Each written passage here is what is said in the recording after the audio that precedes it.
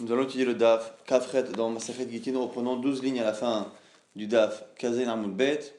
On avait dit dans la Mishnah que lorsque quelqu'un emmenait un get et le perdait, mais ça olé atar, s'il le trouve tout de suite, Vimlav, Pasoul, s'il le trouve tout de suite c'est bon, sinon il n'est pas cacher, de peur que ce soit le get qui a été écrit par un homonyme et pour une homonyme et que ce ne soit pas le get que le shaliach est perdu. Tanoura Banan, à ce sujet justement la Braïta va ici définir ce que l'on appelle tout de suite ou plus tard. Et Zéou Shelo Leatar. Que s'appelle-t-il plus tard? Rabbi Nathan Omer, premier avis, Shesha'a Kedesh Ta'avor She'erav et Tishre. Premier avis qui dit que c'est le temps moyen pour qu'à cet endroit-là passe un transport et donc qui donne la possibilité éventuelle que quelqu'un ait perdu un autre document que celui-ci.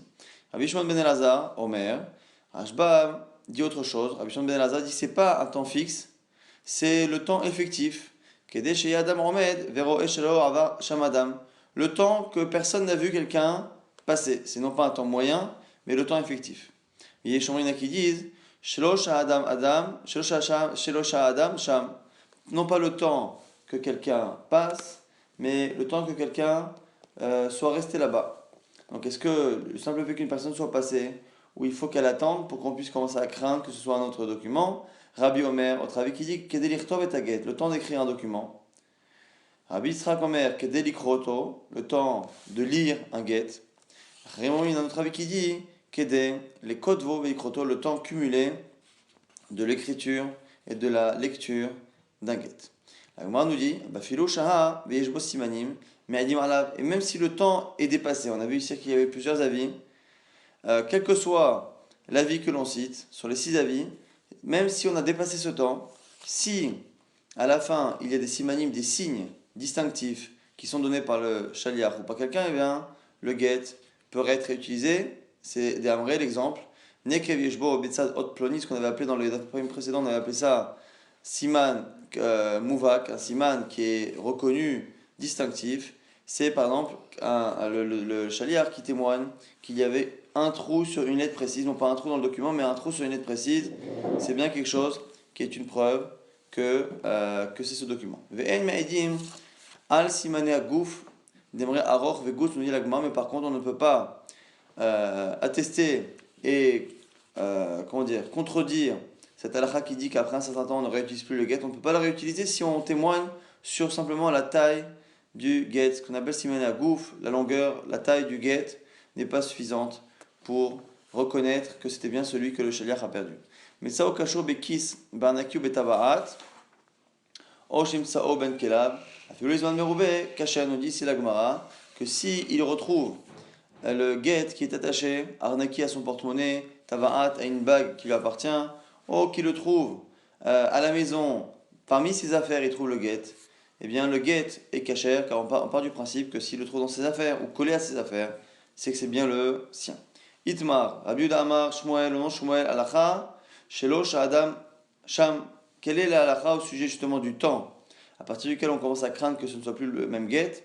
Premier avis qui pense que la halakha est comme celui qui dit que c'est tant que personne n'est resté là-bas à cet endroit. Rabba Bachana Amar, Rabbi Israël Bar Shmuel, Alacha Shelo Avar Adam Sham, et un autre avis qui pense que la halakha est comme celui qui dit que il faut que personne ne soit passé là-bas, non pas resté, mais passé. La Gemara s'étonne et dit mais finalement pourquoi Rabbi Yehuda? Et ici, Rabba Bachana, au nom de Rabbi Israël Bar Shmuel, pourquoi ont-ils donné des avis en leur nom et pourquoi n'ont-ils pas finalement dit simplement que la halakha est comme un tel, Rashba, les avis qui sont les avis des Tanaïm dans la Braïta? On m'a dit Lima, al-Hakema, Oma, al-Hakema, chacun aurait dû dire je tiens comme un tel, moi je pense comme l'avis numéro 3, moi je pense comme l'avis numéro 4, ainsi de suite. Pourquoi finalement ne pas donner les noms de ceux qui ont donné ces avis-là, dire le premier qui pense comme l'avis numéro 3 et l'autre pense comme l'avis numéro 2? Pourquoi chacun a dit la halakha, c'est qu'il faut attendre ça et ça? La Gemara dit Mishum, d'après les hauts, parce que sur cette braïta, avec les 6 avis différents, il y avait plusieurs versions et chacun n'avait pas la même version, il y en a qui a inversé un peu les avis et du coup, de peur qu'on se trompe, au lieu de dire qu'on pense comme un tel ou comme un tel, ils ont préféré donner directement le siman, le temps qui permet de savoir si le get peut être réutilisé ou pas. Mais ça, Bahafisa, ou Bedouskema, c'est marqué dans la Mishnah que s'il l'a trouvé à côté de Kélim d'ustensiles qui s'appelle Hasifa et Douskema, c'est Kacher. Et la Gemara demande, Maï Khafisa, c'est quoi Khafisa? Amaraba Babachana, c'est Hemet Ktana, c'est un petit sac en peau. Et Maï Douskema, c'est quoi Douskema? Klika, des sabés, c'est un sac que les personnes âgées utilisaient pour mettre leurs affaires. Nouvelle Mishnah, Meviget, Venicho Zaken Ochole, Notenla, Becheskat Shokayam. Quelqu'un qui emmène un guet pour un mari et que le mari, lorsque le shaliach l'a quitté, était déjà âgé ou malade, malgré tout, on peut continuer à donner le guet sans craindre que la personne soit morte entre temps et qu'on n'a pas affaire à une femme divorcée mais à une femme veuve. Pareil pour une autre halakha, par rapport à la trouma, une femme qui est maïk un Kohen peut manger de la trouma. Alors, son mari est parti à l'étranger. Elle peut continuer de manger de la trouma sans craindre à chaque instant que son mari soit décédé. Celui qui envoie un korban de l'étranger, il l'envoie pour aller en Israël. On peut apporter nous le korban au Beth Amikdash à Jérusalem en partant du principe que le propriétaire est vivant, alors que s'il est mort, eh bien, il n'y a plus de korban et donc on amène un choulin à Hazara. Ce sont trois lachot finalement qui nous apprennent que dans ces trois domaines, on ne craint pas que la personne soit morte, même si elle était âgée ou malade dans le cas du guet. Amar Rava précise que pour le guet, on a dit qu'on ne craignait pas la mort. Et attention, l'oshanu el avezaken chez le galek vorot. Quand on parle de quelqu'un d'âgé, c'est quelqu'un d'âgé qui n'est pas arrivé à ce qu'on appelle gevurot, comme c'est marqué dans le Teilim. Vim bigvorot shimonim shana. C'est quoi gevurot? L'âge de la force, c'est shimonim shana, c'est 80 ans. Vecholé, ce qu'on appelle cholé, c'est un cholestam, quelqu'un qui est malade, mais d'une maladie sur laquelle on peut dire que rov cholim lachaim, que la majorité des malades de cette maladie finissent par vivre. Aval zaken chez galek gvorot, mais quelqu'un d'âgé qui est arrivé au gvorot à 80 ans, vegoses, et quelqu'un qui est très très malade, qui est presque mourant, eh bien non, chez rov gosesim lemita, eh bien on dit que la majorité de ces gens-là qui sont mourants meurent, eh bien on ne peut pas à ce moment-là partir du principe que la personne est vivante. Donc l'eau, ici Rabbah nous précise que malade et âgé, ça dépend tout de même de l'âge et de la maladie. Il y a certaines maladies ou certains âges à partir duquel on commence à craindre que la personne soit morte. L'agma objecte. Et Tivé Abaye, c'est Abaye qui objecte à Rabbah. Amevi get venicho zaken. Afilu ben me ashana notenlo becheskat sheukayam. Maintenant une braïta que Rabbah ne connaissait pas a priori et qui dit qu'on peut envoyer un get de quelqu'un qui a même 100 ans. Même s'il est âgé qu'il a 100 ans, on peut continuer à donner le guet sans craindre que la personne soit morte. Or pourtant, Rava il a dit que la limite c'était 80 ans. Il m'a dit Tioufta, c'est une objection. Et si tu veux répondre, tu peux peut-être répondre. Kevan de iflig. Puisque la personne s'est démarquée de la normalité, elle s'est démarquée. C'est-à-dire qu'on peut imaginer que finalement, même quand Rava a dit qu'à partir de 80 ans on commence à craindre, c'est qu'à partir de 80 ans, c'est un âge où les gens en général ont tendance à être en fin de vie. Mais s'il dépasse la décennie des 80 largement, et qu'il a dépassé les 90 et 95, qu'il est à 100, eh bien il fait partie des gens qui sont solides, et du coup il n'est pas forcément Becheskat, en présomption qu'il peut éventuellement mourir. Objection maintenant, Ramele Abaye les Rabat, Tnan c'est Mishnah, Amivi Get, Venichozaken Ochole, Notena Becheskat Shokayam, notre Mishnah qui dit que on peut donner un get, même si la personne qu'on a laissée était âgée ou malade, au minou, et on objecte avec autre chose, à Rezegiter, un homme qui donne un get à sa femme, et qui dit, tu sais, je veux que ce get-là prenne effet un instant avant ma mort. Donc c'est un get qui est conditionné à sa mort, dès qu'il va mourir, le get prendra effet rétroactivement un instant avant. Et on nous dit quoi? Elle n'a pas le droit de consommer de la trouma, puisqu'on parle ici d'un cas où le mari est Cohen.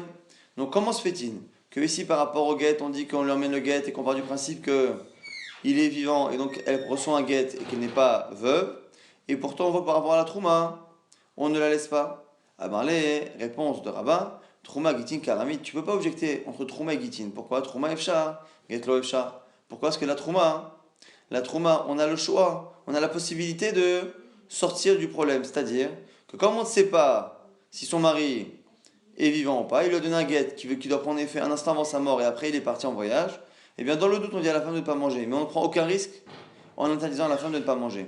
Par contre, guet loïfcha, un guet, comment faire? Si tu crains que toute personne qui conditionne un guet à sa propre mort, on ne peut pas considérer qu'il est vivant et que ça marche, on ne pourrait plus jamais envoyer un guet.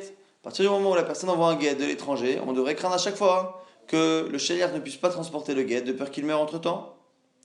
La Gemara dit maintenant, mais c'est pas vrai. Parce que toi, tu me dis que c'est pas pareil, le cas de la trouma et le cas du guet. Mais moi, j'ai même une objection avec la trouma, parce que notre Mishnah parle de la trouma.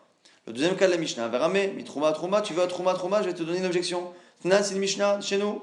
Bat, celle qui est mariée avec un Kohen, dont le mari est parti justement à l'étranger. Elle continue à manger de la trouma, en partant du principe que le mari est encore vivant. Ominou, et maintenant explique-moi que la braïta que je viens de te citer, celui qui dit je te donne un guet et qui prendra effet si je meurs une seconde avant, on voit qu'elle ne peut plus manger de trauma dans le doute quand son mari est parti. Donc comment se fait-il qu'une fois on craint qu'il meure et une fois non? Première réponse de la Gemara, Maravadaba Bere de Rav Yitzhak, Sha'ane Atam, Share Asara Alav, Sha'ahat Kodem Mitato. Il y a une petite différence. C'est quoi? C'est que si une femme qui est mariée avec un Kohen, qui ne lui a pas donné de guet, elle arrêtera de manger de la trouma lorsque son mari va mourir. Donc du vivant de son mari, elle mangera de la trauma jusqu'à la dernière seconde. Là ici, le cas où c'est différent, c'est qu'il ne lui dit pas qu'elle ne mangera plus de la trauma lorsqu'il va mourir, ce qui est logique puisque elle ne mange qu'en tant que femme de Kohen, mais il lui dit qu'elle arrêtera de manger même un instant avant, ce qui veut dire qu'il a déjà créé l'interdit de manger de la trauma par ce guet à un moment donné où il est vivant, puisque le guet prendra forcément effet un instant avant sa mort. Et du coup, puisque finalement, il y a bien un moment où il va mourir, et donc il y a bien un moment où du vivant, ce guet-là prendra effet, eh bien on a plus de raisons de craindre le cas où c'est la mort naturelle qui empêche la femme de manger de la trauma. La Gemara objecte, mais ce qui fait Rav Papa, il m'a dit mais attends, mais c'est pas vrai. Même si tu dis qu'effectivement, s'il meurt, c'est certain qu'il y aura un interdit de trauma du vivant de la femme et du mari. Mais qui nous dit que c'est lui qui va mourir avant? Il m'a dit Beresha. Dilma Ihimeita Beresha, peut-être que c'est elle qui va mourir en premier, et que donc jusqu'à la fin de ses jours à elle, elle mange la trauma. Et si il est possible que jusqu'à la fin de ses jours à elle, elle mange de la trauma, il n'y a aucune raison de faire une distinction entre les deux cas, parce que les deux cas sont liés à une probabilité égale que la personne meure en voyage. Quand la probabilité est égale, on ne fait pas de différence. La différence aurait été si on était certain que cette femme-là, de son vivant, aurait une période où elle peut manger et une période où elle ne peut pas manger. Ce qui est vrai, si c'est son mari qui va en premier, mais comme on ne sait pas, la Gemara objecte. Et là, Marabaya répond autre chose. Lokashia, ha Rabbi Meir, de lo chayish lemita, ha Rabbi Yuda, de chayish lemita. C'est marloket anaïm Rabbi Meir et Rabbi Yuda. Est-ce que l'on craint la mort ou pas dans la halachot? Dites Nancy Mishnah, qu'on a étudié il y a quelques jours. Alokar yaim yuben akutim, celui qui achète du vin parmi les non-juifs et qui n'a pas de problème de yin neser. Omer, chez Nelogim, shani atil et afrish, aren trouma, il ne peut pas prélever tout de suite tout ce qui est trouma et maaser. Il veut consommer, il dit dès le départ que ce qui restera servira de trouma de maaser. Asara maaser rishon, tisha maaser sheni, 10 seront pour le maaser rishon, 9 pour le maaser sheni, ou mechel, veshote miyad. Il peut profaner le maaser sheni et il peut consommer tout de suite. Divrei Rabbi Yossi, Rabbi Meir, Rabbi Yuda, Rabbi Yossi, Rabbi Shimon, Osrin. Et on a trois avis, Rabbi Meir, Rabbi Yuda, Rabbi Yossi, Rabbi Shimon qui interdisent. Donc Rabbi Yuda, Rabbi Yossi, Rabbi Shimon qui interdisent. Pourquoi? Quand on lit cette fameuse Mishnah jusqu'au bout, c'est marqué justement parce qu'ils ont eu peur que la cruche se casse. Non pas que ça marche ou que ça marche pas de faire vrai, on avait vu que c'était pas ça la marloquette, c'est que ils ont peur qu'elle se casse. Donc est-ce que l'on craint que quelque chose se casse ou pas? Est-ce que l'on craint qu'une personne meure ou pas? C'est ça la marloquette, nous dit ici Abaye. De la même manière qu'il y a une marloquette sur la durée de vie d'un objet, pareil sur la durée de vie d'un homme, il y a une discussion, est-ce que l'on craint que la chose se produise ou pas? Rava propose autre chose. Chez Mamet le Chayshinan, chez Mayamut Chayshinan. Il fait une distinction entre est-ce que l'on craint que la personne soit morte ou est-ce que l'on craint que la personne meure à l'avenir. Lorsque le Kohen est parti à l'étranger sans donner un guet, la seule raison qui pourrait empêcher cette femme de consommer de la trouma, c'est le fait qu'il soit mort actuellement. S'il est mort à l'étranger, qu'il est déjà mort, elle ne peut plus consommer. Il dit ça, on ne craint pas. Par contre, chez Mayamout, de peur qu'il meure dans un instant, on fait une distinction, oui. Et puisque finalement le guet de cet homme, dans le cas justement où on dit que l'on craint et qu'on empêche la femme de manger de la trauma, c'est dans le cas où il a dit tu seras divorcé un instant avant ma mort. Ce qui veut dire que s'il meurt dans une seconde, elle ne peut plus manger dès à présent. Et c'est la distinction que fait ici Rava, que même si on ne craint pas, c'est difficile à comprendre, même si on ne craint pas la mort passée, on craint la mort dans un instant. C'est la réponse de Rava. Amarle Rava d'abord. Maintenant, les Rava, objection à Rava. Vehanod. Shema Yamut ou plié. Mais qu'est-ce que tu racontes? Tu as bien vu que par exemple pour la cruche, on a vu qu'il y avait une marloquette. Et c'est quoi le problème de la cruche? C'est actuellement, au moment où je mange, où je bois mon vin, je le bois en partant du principe que je vais pouvoir prélever plus tard. Or, on discutait ici, Rabbi Uda, Rabbi Yosef, Rabbi Shimon d'un côté, et de l'autre côté Rabbi Meir.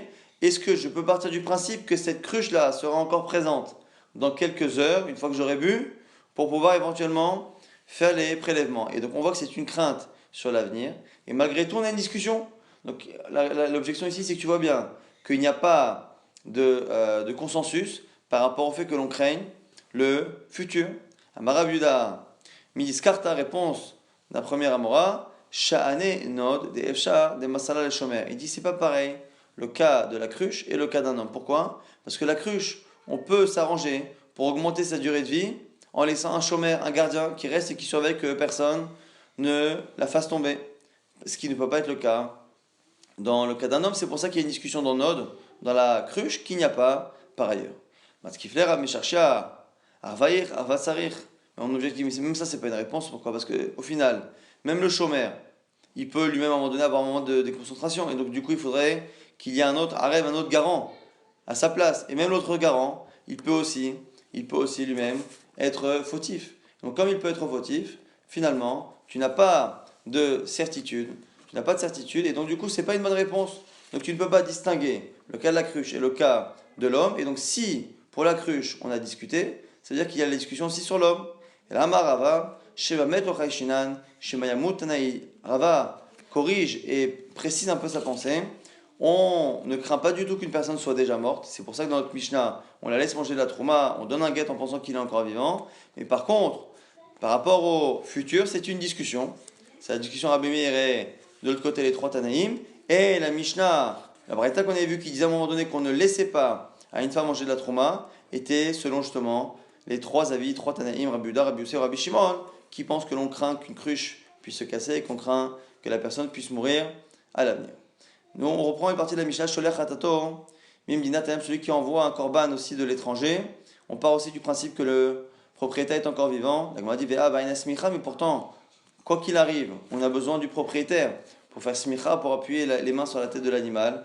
Donc, comment faire pour apporter un korban et l'approcher au misbeach sans son propriétaire? Rav Yosef, deux réponses. Première réponse de Rav Yosef, Bekorban Nashim, c'est un korban envoyé par une femme.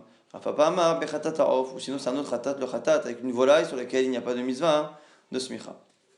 Dans la Gemara essaie de répondre à une autre question. Pourquoi dans la Mishnah on a cité trois halachot qui finalement reviennent au même? Trois halachot qui nous apprennent qu'on ne craint pas qu'un homme qu'on a laissé vivant soit mort entre temps. Et on a vu que c'était par rapport au guet, par rapport au fait de manger de la trouma. Et on avait dit également par rapport au korban khatat. Donc pourquoi les trois? Pourquoi ne pas nous dire de manière une seule halakha qui nous apprend qu'on ne craint pas dans cette Mishnah que la personne meure, donc comme Rabbi Meir, et c'est tout? Moi, dans Tzricha, j'ai besoin des trois. Pourquoi? Yashma, in al-get, si je t'avais appris que la première halakha du get, Mishum delo efshar, aval trouma de efshar, et malo, pourquoi tu m'aurais dit non? Le get, je le considère comme vivant, parce que si je ne le considère pas comme vivant, je ne pourrais jamais envoyer un get de l'étranger. Mais la trouma, comme je peux me permettre d'être mahmir et de dire à la femme que dans le doute, elle ne mange pas, eh bien j'aurais dit que finalement, je lui demande de ne pas manger. Mais Yashma, trouma, non, parce que même si je t'avais dit ça, je t'aurais dit quoi? J'aurais dit, mais même trouma, si tu m'autorisais à manger de la trouma lorsque le mari est parti, zimni delo efshar. Parce que peut-être que tu autorises à la femme de manger de la trouma, parce que dans certains cas, lorsque la femme est pauvre et qu'elle n'a que de la trouma, les dons de trouma pour manger, eh bien peut-être que du coup c'est un cas, encore une fois, extrême, et c'est pour ça qu'on autorise. Avalachattat, arof, shemi seifa, shemi speka, l'oliaol, holinaza, mais peut-être qu'un korban, dans le doute, quand la personne est à l'étranger, que je ne sais pas si elle est encore vivante, je ne la porte pas. Kamash, justement, Tzricha, on a besoin des trois pour nous apprendre que quoi qu'il arrive, quel que soit le type de halachot, on ne craint pas, selon cette Mishnah, parce qu'on va bien, on ne craint pas que la personne soit morte entre temps. Shoshat Varim, Amar Rabbi Elazar ben Prata, Lifne Chachamim. Il y a trois choses que Rabbi Elazar ben Prata a dit devant Chachamim. Pekimo et Devarav, et ils ont été d'accord avec ces paroles. Al-Aïr, Ekifa Karkom, une ville qui a été assiégée, qui est en siège. Valasfina amturefet bayam, et un bateau qu'on a laissé dans la tempête. Le Tselidon est celui qui part en procès pour être jugé sur une affaire où où il risque la peine de mort. Tout cela, chez Encheskat Kayamim, on les considère toujours comme vivants. Même si on les a laissés dans une ville assiégée, dans un bateau en pleine tempête, ou qu'on les a laissés en train d'être jugés pour éventuellement être mis à mort, on les considère comme étant vivants jusqu'à nouvel ordre. Aval, Aïr, chez Kafshakarkom, Sfina, chez Avdabayam, mais par contre, lorsque la ville a déjà été complètement envahie par les non-juifs, car comme Sfina, ou lorsque le bateau a coulé en pleine mer, Otseliareg est celui qui est non plus en train d'être jugé, mais qui est déjà jugé et qui va justement être mis à mort. Dans tous ces cas-là, nous dit la Mishnah, on ne les considère pas comme étant morts à 100%, on leur donne toutes les rigueurs de quelqu'un de mort et toutes les rigueurs de quelqu'un de vivant. Parce que dans tous les cas, on n'a pas de certitude qu'ils soient morts, donc on ne peut pas autoriser la femme à se remarier, ainsi de suite. Mais par contre, on ne veut pas les considérer comme étant vivants pour des choses autorisées, comme par exemple pour la trouma, ainsi de suite. Bat Israël à Cohen, c'est l'exemple. Bat Cohen et Israël, l'otochal bitrouma. Dans ces cas-là, une fille qui, lorsqu'elle était mariée, mangeait de la trouma. Ou l'inverse, une fille qui justement qui est une fille de Cohen, donc qui mange de Trouma que si elle est célibataire, eh bien les deux ne mangeront pas. Pourquoi? Celle qui est fille de Cohen, dans le doute, on dira que son mari est encore vivant, et celle qui était mariée avec un Cohen, dans le doute, on dira que son mari est mort. Aucune ne mangera de la Trouma, encore une fois, car on donne tous les chomot, les rigueurs des deux à la chot, parce qu'on part du principe qu'à la fois, en pleine mer, à la fois la peine de mort ou la ville qui a été finalement envahie, on n'est pas certain de la mort des maris. Amar Rav Yosef précise, le chanou est là, Bevedin shel Israël. Ce qu'on a dit que lorsque la personne part justement pour être mise à mort, on ne lui donne que les rigueurs de l'un et de l'autre, mais finalement on n'est pas certain qu'il va mourir, qu'il est mort entre temps. Ça c'est quand un Bedin Israël de juifs. Abba le Bedin shel Kochavim, Kevan degmir la dina le katla, miktal katlele. Mais à Bedin non juif, lorsqu'ils ont dit qu'ils allaient le tuer, ils le tuent. Pourquoi? Parce que les Batédinim juifs essayaient de trouver une raison d'annuler la peine de mort jusqu'à la dernière seconde. Amaria Abaye lui dit Bedin shel Kochavim, nami, mais attends, pourquoi tu ne crains pas ça aussi dans un cas d'un Bedin Goy? Parce que le Bedin Goy, on peut l'acheter avec de l'argent. À l'époque, on pouvait acheter les juges, et donc il y avait aussi une possibilité que quelqu'un ne soit pas finalement mis à mort. Réponse de la Gemara, Marley, qui chaclé, mais Kamed et pour sécher Namag. Et Vata, dit Mechatam pour sécher Namag, lo chaclé. Il dit non, tu sais, tu as raison. On peut acheter des juges, mais on peut les acheter avant le jugement. Une fois que le jugement a été prononcé, eh bien la personne, on sait qu'elle va mourir. Donc si on a laissé quelqu'un aller à l'échafaud d'un Bedin non juif, eh bien on peut être sûr que le lendemain, il n'est plus vivant. Mais tu en objecte. Comme chez Amdou Shnaim Veyomro, mais il dit Manu et Ishploni, chez Nigma Dino Bevedin, chez Ploni, ou Ploni Aedav, Arizé Yareg. Pourtant, on a une objection. Nous, on a dit selon Rav Yosef qu'il n'y a qu'un Bedin juif sur lequel on a un doute si la peine de mort a réellement été appliquée. Pourquoi? Parce qu'on cherche toujours, à un moment donné, à défendre la personne jusqu'à la dernière seconde et éventuellement lui éviter cette peine de mort. On a une objection avec une braïta, avec une Mishnah dans ma côte, qui dit que si on est dans une ville et qu'il y a une personne qui vient d'une autre ville et que deux témoins viennent témoigner sur lui en disant, vous savez, cette personne qui est chez vous, eh bien, nous on atteste qu'on a vu qu'elle a été condamnée à mort dans le Bedin de telle ville par tel témoin et tel témoin. Eh bien, à ce moment-là, on le met à mort. Et la Gemara dit, mais attends, mais c'est bizarre. Si on le met à mort, c'est-à-dire qu'on ne craint pas que depuis le moment où le jugement a été prononcé, on ne craint pas qu'entre-temps, on lui ait trouvé un srout, on lui ait trouvé un mérite, on lui ait trouvé quelque chose pour le défendre. Or, tu as dit, toi, Rav Yosef, qu'un Bedin chez l'Israël, tant qu'on n'a pas vu la mise à mort, eh bien, on craint que finalement ils aient changé d'avis. Pourquoi on ne craint pas ça ici? La Gemara dit, Dilma, Boréar Shahani. La Gemara dit, c'est différent parce que là, ici, c'est quelqu'un qui est en fuite. S'il est en fuite, c'est qu'il n'a pas été innocenté depuis, justement. Donc, du coup, nous dit la Gemara, on peut continuer de penser qu'à part lorsque la personne est en fuite, on part du principe que lorsque quelqu'un va justement pour être mis à mort, on n'est pas certain qu'il le soit réellement. Tashma, on essaye de répondre à cette question avec une braïta. Shama, mi bedin shel Israël, shel yomrim ish ploni, met Ishploni Neherag, Yassio et Tishto. Si on entend quelqu'un du Beddin qui dit que cette personne-là est morte, cette personne-là a été tuée, eh bien on leur fait confiance et on peut marier la femme. Mikum Antrisin, Shalavde Kochavim, ceux qui sont les bourreaux, qui sont justement dans les tribunaux non juifs, qui disent Ishponimet, Ishponinerak, si on les entend parler entre eux, ils disent voilà, un tel a été tué, un tel a été mis à mort, Al Yassio et Tishto, on ne fait pas confiance à leurs paroles pour justement marier sa femme. L'agma dit Maïmet ou Maïneherag.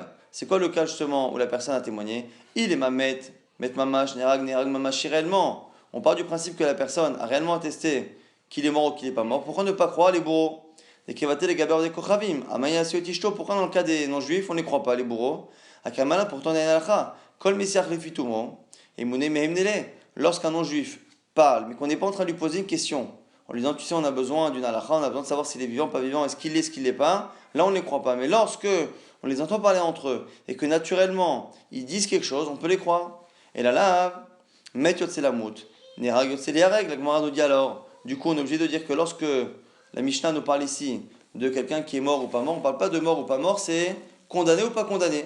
Or on voit du coup que si c'est ça l'explication de la Mishnah, Katane, Bevedi Shel Israël, Yasuet Ishto, ça veut dire que lorsque le début de la Braïta nous dit qu'un tel a été tué ou n'a pas été tué, eh bien, est dit par un Bedin Israël, c'est quelqu'un qui a été condamné ou pas condamné. Et malgré tout, quand on dit qu'il a été condamné, on nous dirait que on peut épouser sa femme, ce qui veut dire que on part du principe que le Bedin juif ne change pas d'avis.